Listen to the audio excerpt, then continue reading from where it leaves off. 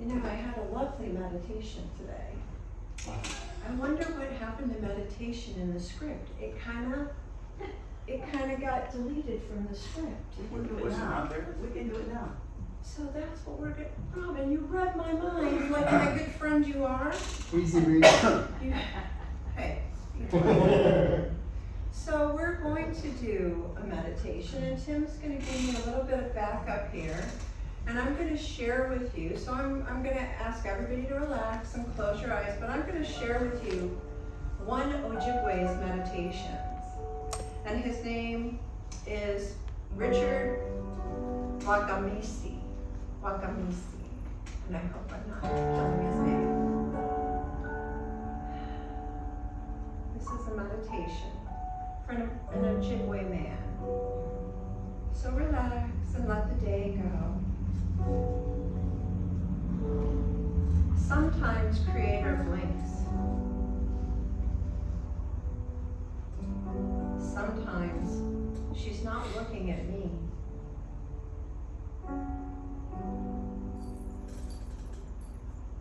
Those instances can feel really, really long some days.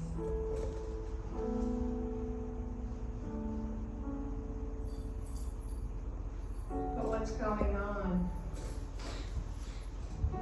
is that the Creator is showing her trust in me. She's letting me know that I have the tools to cope with things. That I've learned enough in my walk with her to walk gracefully through those moments when she blinks. And that's when I should blink.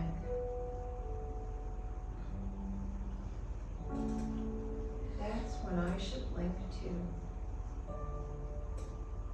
I close my eyes and breathe. Feel the unceasing current underneath anything and everything, and I surrender to it.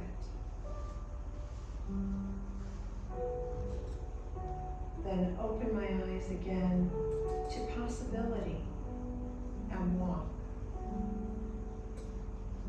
That's how I learn to be grateful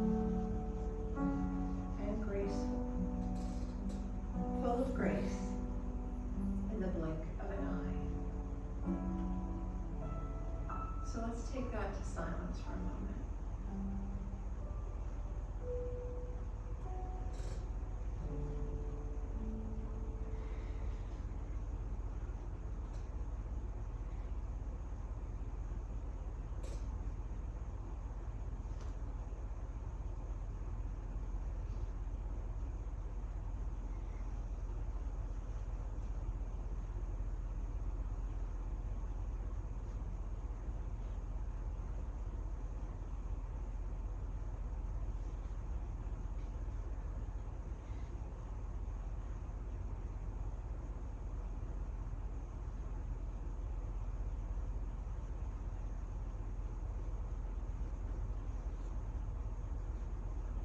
As we gently return our thoughts to the here and to the now,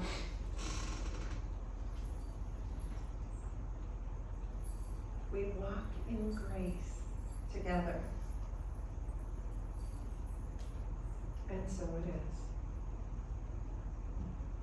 So good morning, bonjour. Bonjour. Bonjour. Not bonjour, not bonjour. It does have that little sound of bonjour, but it's bonjour. Bonjour. It's spelled B-O-O-Z-H-O-O.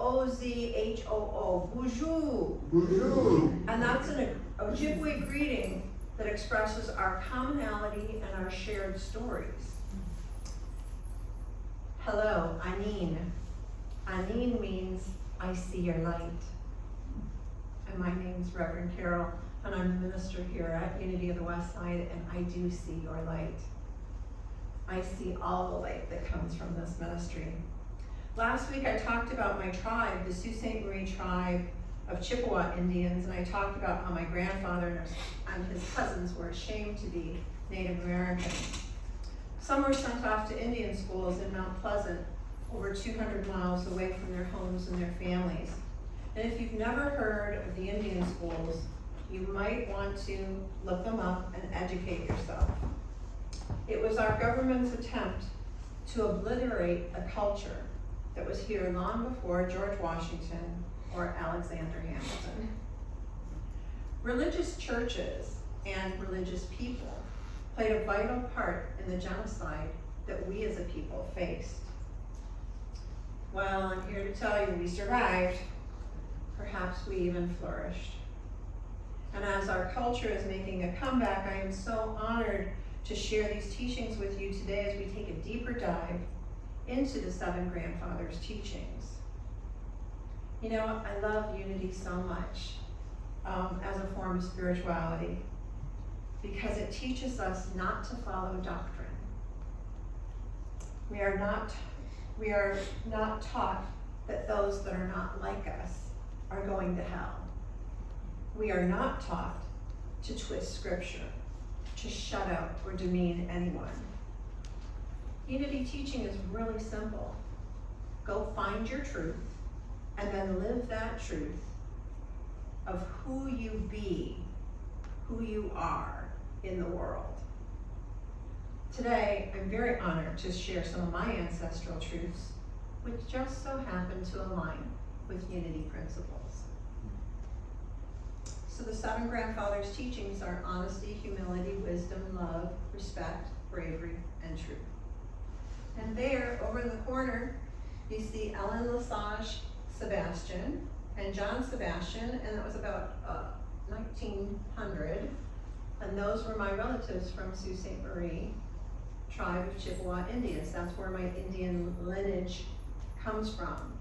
And I have a quilt of hers that she did that hangs in my house, and it's made of flour sacks. You can see gold metal flour in the quilt, that the quilt is made of red cloth that she got from somewhere and flour sacks, and Ellen Lesage made this and it found its way to me. And when it hangs in my house, I think of her and I think, isn't it amazing? She could never have imagined my life, and I can never truly imagine her life, and yet we are connected. We are connected by this beautiful quilt that I value. That would be one of the things that if I was running away from a fire, I'd have my quilt under my arm, just so you know. I read a book this summer by James Vukolech titled The Seven Generations and the Seven Grandfathers' Teachings. In his book, the order of the seven grandfathers' teachings were different than what I presented last week. For the purpose of this talk, I'm going to follow his order, since most of my spiritual deep dive came from his book. So the seven generations and the grandfathers' teachings is a must read for those of us who are Indigenous, for those who do not want to appropriate Indigenous culture, but who would like to appreciate our culture. There's a copy in the book room if you're so inclined, and it's also available on Amazon. The first grandfather gave the boy the teaching of Debwewin, or truth. The grandfather said, be true in everything that you do, be true to yourself and true to your people, and always speak the truth. To take a deeper dive into this teaching, James invites us to understand the breakdown of the Ojibwe language. It is a verb-based language that creates and feels and relates. Some studies suggest that as many 7 out of 8 words in Ojibwe in a sentence are verbs. Can you imagine a sentence with all verbs?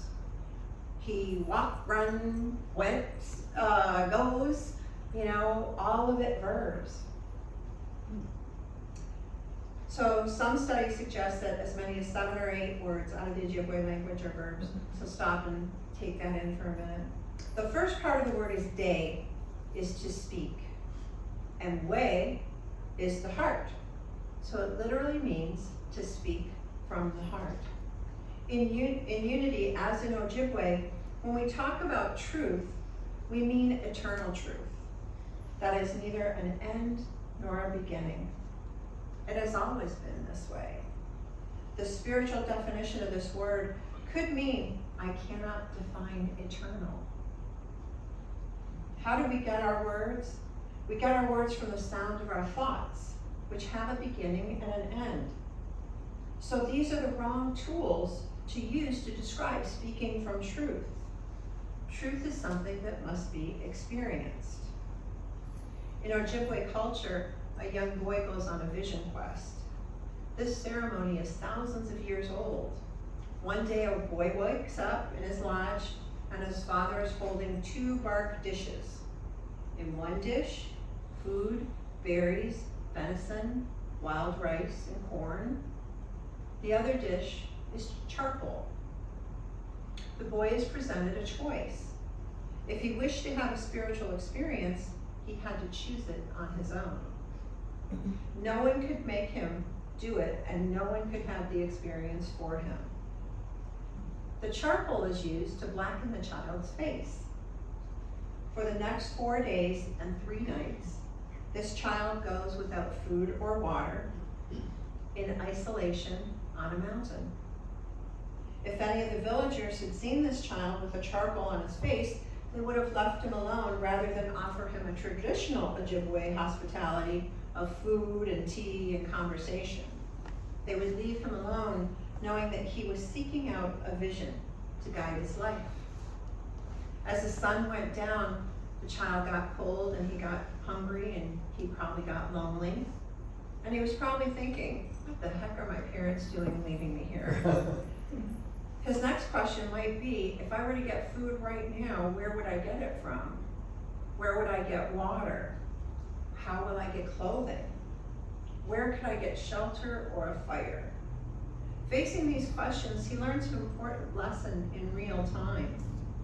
What happens to a human being who doesn't have food or water, clothing, or shelter? They will certainly die. When the European traders and the pilgrims traveled to North Minnesota and North Dakota, the indigenous people helped them survive. They were ill-equipped in a land that they found strange and harsh. The Ojibwe people provided food and shelter and an expertise in hunting and navigation to the people who would go on to colonize the land. You might ask, why would the Ojibwe help people who meant them harm? Because it's embedded in indigenous spirituality to help those in need.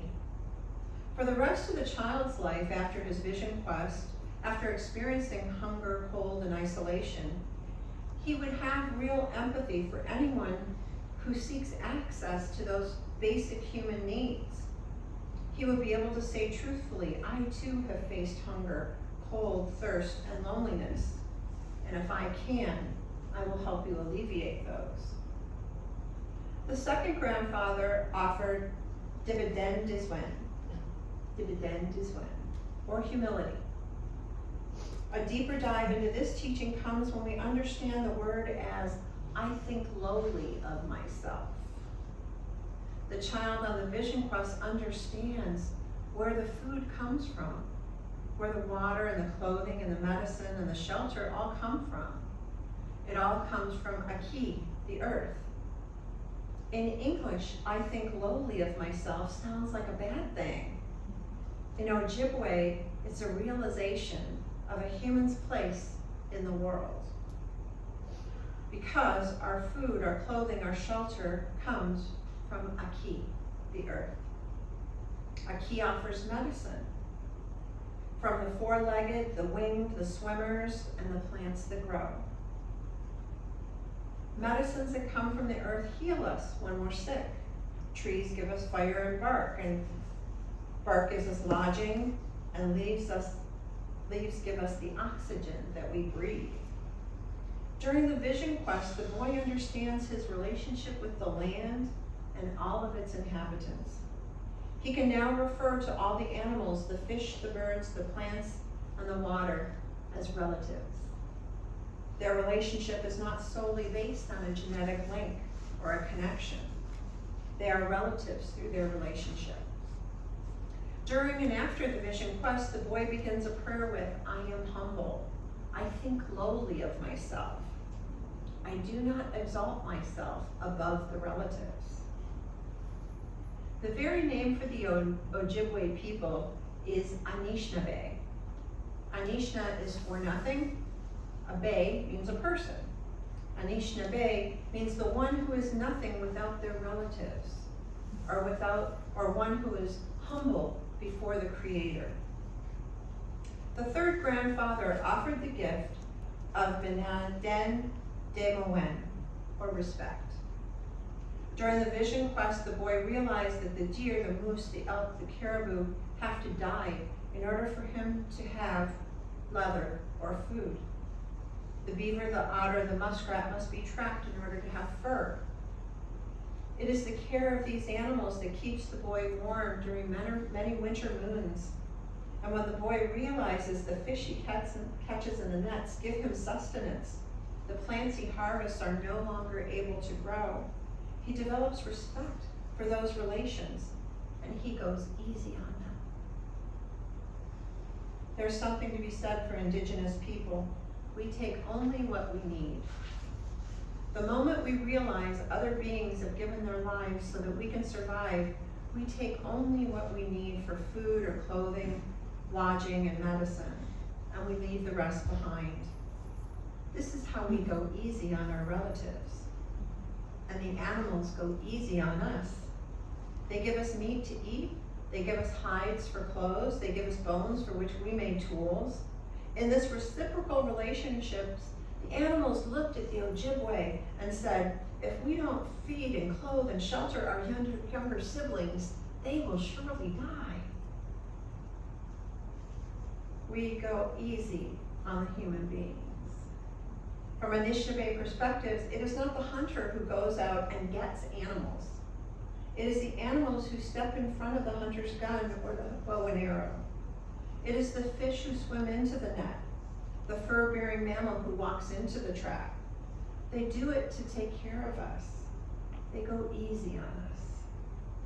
This reminds me of Unity's second principle of seeing God in everyone and everything. The fourth grandfather gave a gift of Sagedwin, which is love. At the end of the day, we probably ask ourselves, who in my life feeds me, clothes me, gives me medicine when I'm ill and a place to live? Who looks after me in this way? And when you're a child, it's our parents, our family, and our relatives. Why? Because of love. If the very word of truth translates to, I can't define the eternal, this is also a case for our sacred law of love. It's a gateway word. This word doesn't provide a definition of love. It is a description of how something eternal moves within us. The Ojibwe language does not attempt to define love, but here are some examples of it. Zak is to emerge or to rise. For who does the sun shine? Here's an example of the unconditional love of Gizimanadu, or the Creator. The sun illuminates everything and shines for everyone.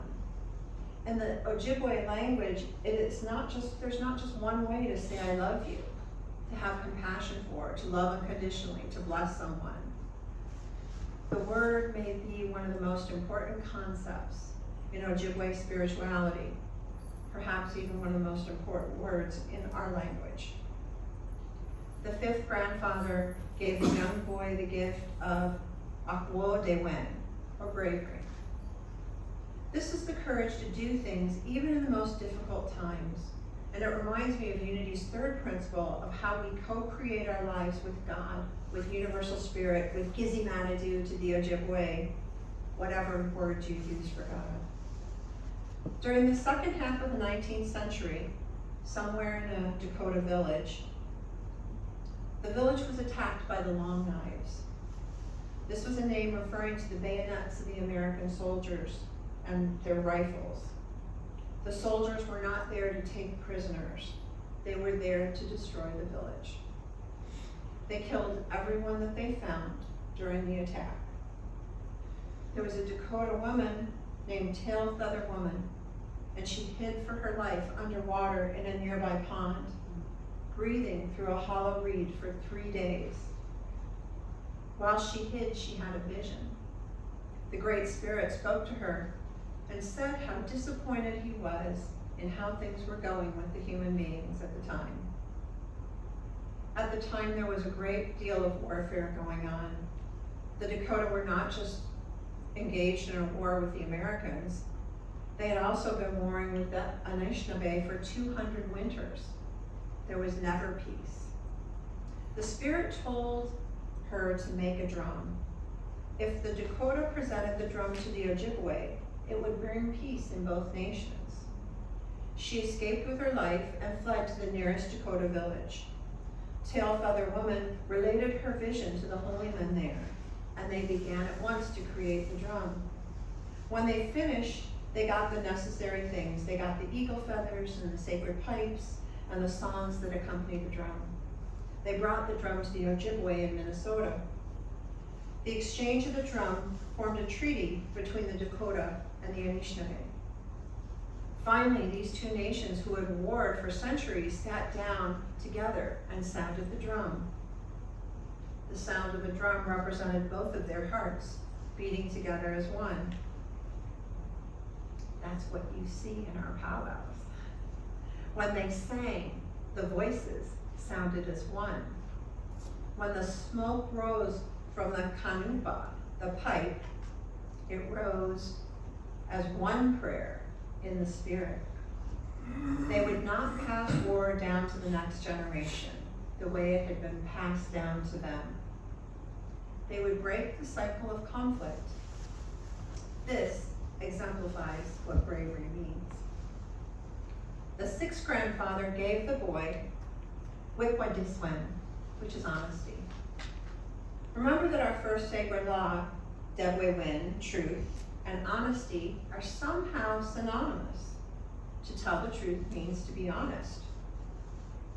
You know, in Ojibwe, the inclusion of the morpheme ad-izi signals that it's not enough to simply speak the truth. The sacred law instructs us to live honestly. What does this remind you of? Unity's fifth principle. Not just enough to know the principles, you must live the principles. So we align our words and our actions and we lead a holistic life. This word says, observe how I live, and the truth will invariably come out. It always does. We can make transformative changes in our lives the moment that we realize that we're acting out of balance or out of alignment with our Creator. We're not condemned forever to be disorderly. We can once again align ourselves and be healed.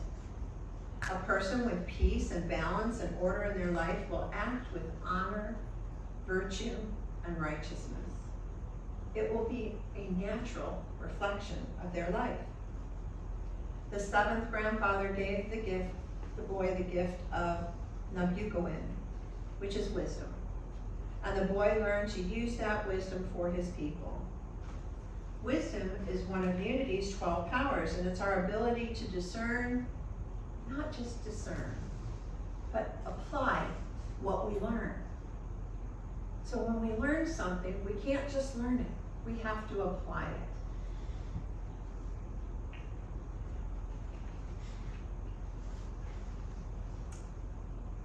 A part of this word means it is dawn in Ojibwe. At dawn, the atmosphere changes. The sky lightens, the birds sing, the sun rises in the east. A word also comes with this morpheme wash, which means, where does the dawn come from? Part of the word means to see. There are over 6,000 ways to conjugate this verb, and some linguists say 6,000 might be a conservative number, and there could be more ways to see. The Ojibwe language is a sophisticated and elegant language that has laser-like precision. Despite this uncertainty, notice the morpheme wa. The human eye needs light to see someone. That is the translation for the wa, really. But does it mean just light? Is it possible to see without light? Is it possible to see without using eyes? Bawagichi is a dream, a vision, an idea, a sudden insight with the mind. This is why the Ojibwe boy goes on his vision quest. He goes to seek out a dream, a vision, and to seek out a way to live the rest of his life. He or she is wise means to lead a life with vision. To see things as they are to be, enlightened, which in English means to look at things without prejudice or bias. What does that sound like? Conscious neutrality. That's what it is, conscious neutrality. When we consider our final sacred law, we're not only talking about intelligence and wisdom, we're talking about enlightenment, to see the path ahead, to see things exactly as they are and understand that every single action comes from someone 7 generations back and affects someone 7 generations ahead. The last chapter of James' book, The 7 Generations and the 7 Grandfathers, deals with transforming your life. He teaches us to use these 7 grandfathers' teachings to transform our lives. Today, I hope you've enjoyed this talk on a deep dive into the 7 grandfathers' teachings. Miigwech means thank you. Oh. Let's go to the next, there we go. So, this is my tribe, the Sault Ste. Marie tribe of Chippewa Indians. And people have asked me, what did the tobacco mean? What does the sweetgrass mean when we burn those things? So I love this because tobacco always leads, start with prayer, sage away the negativity. Sweetgrass should bring in his blessings, cedar for his protection. Our Creator can do all things. So it really explained, because a lot of times you'll smell sage in this church when I've saged it, as I bless this church from time to time. And people say, well, why do you do that? Part of my culture. And I have done cedar for his protection in this church too. So, and I have done sweetgrass when we had people come back from COVID. Sweetgrass, I use sweetgrass when people are ill. I burn sweetgrass for them also. And I say my prayers. And so the sweetgrass I did after COVID because I feel it kind of cleansed stuff. So that's my talk today. Thank you so much.